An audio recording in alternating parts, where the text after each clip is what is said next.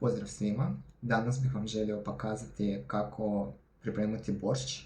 To je ukusni hranjivo jelo koje već mnogo godina predstavlja jedan od simbola ruske kuhinje i postoje mnogo različitih načina pripreme boršća i stoga danas ću kuhati poseban boršč prema svom receptu.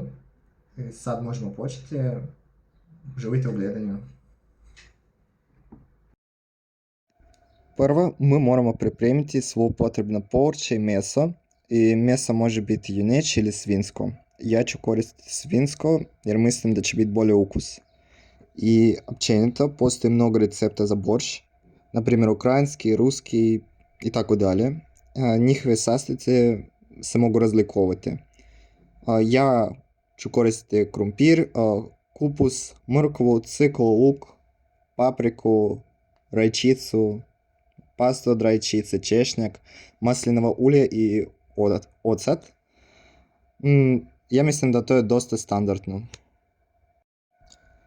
Zatim sve treba izrezati i pripremiti za prženje. Kad je sve gotovo, u tavu dodajte ulje, popružite luk i češnjak i nakon par minuta prženja dodajte mrkvu, cviklu, rajčicu, papriku.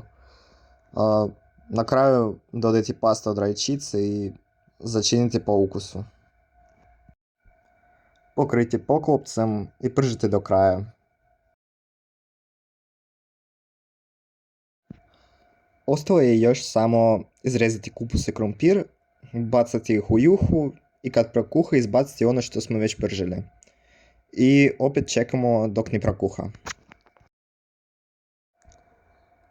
I na kraju dobijemo tako lijep i ukusan boršč.